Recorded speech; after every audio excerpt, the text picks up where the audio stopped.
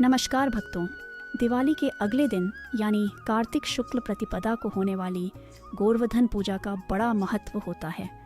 ख़ासतौर पर पूरे ब्रज मंडल यानी मथुरा और उसके आसपास के क्षेत्र में गोवर्धन पूजा को पूरे हर्ष और उल्लास के साथ मनाया जाता है। आज के दिन लोग अपने घरों में गोवर्धन पर्वत की आकृति बनाकर उसकी पूजा करते हैं। गोवर्धन पूजा सुबह और शाम दो समय की जाती है। सुबह में जहाँ भगवान श्री कृष्ण और गोवर्धन पर्वत की धूप, फल, फूल, खील खिलौने, मिष्ठान आदि से पूजा अर्चना और कथा आरती करते हैं, तो शाम को इनको अन्नकूट का भोग लगाकर आरती की जाती है।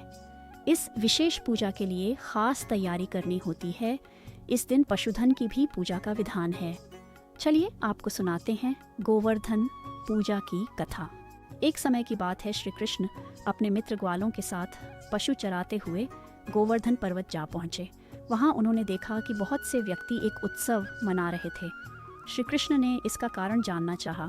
जब उन्होंने यशोदा माँ से पूछा कि ये किसकी तैयारी हो रही, तो यशोदा मैया बोली, देवराज इंद्र को प्रसन्न करने के लिए उनकी पूजा की जा रही है। आज यहाँ मेघ और देवों के स्वामी इंद्रदेव की पूजा होगी और फिर इंद्रदेव प्रसन्न होकर वर्षा करेंगे। फलस्वरूप खेतों में अन्न उत्पन्न होगा और ब्रजवासियों का भरण पोषण होगा और हमारी गायों को चारा मिलेगा। इस पर भगवान श्री कृष्ण ने सबसे कहा कि इंद्र से अधिक शक्तिशाली तो गोवर्धन पर्वत है, जिनके कारण यहाँ वर्षा होती है, और सबको इंद्र से भी बलशाली गोवर्धन का पूजन करना चाहिए। कृष्ण बोले, हमारी गाय तो गोवर्धन पर्वत पर चरने के लिए जाती हैं, हमें तो उनकी पूजा करनी चाहिए। इसके बाद श्री कृष्ण की बात से सहमत होकर सभी ब्रजवासियों ने गोवर्धन पर्वत की पूजा आरंभ कर दी।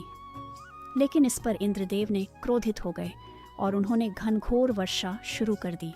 इतनी भयंकर वर्षा की कि समूचा ब्रजमंडल डूबने लगा। भयावह बारिश से भयभीत होकर सभी गोपियाँ, ग्वाले और ग्रामीण श्री कृष्ण के पास पहुँचे। यह जान श्री कृष्ण ने सबको गोवर्धन पर्वत की शरण में चलने के लिए कहा। सभी ब्रिजवाली अपने पशुओं समेत गोवर्धन की तराई में आ गए। इसके बाद श्री कृष्ण ने सप्तकोसी परिधि वाले विशालकाय गोवर्धन पर्वत को धारण कर लिया।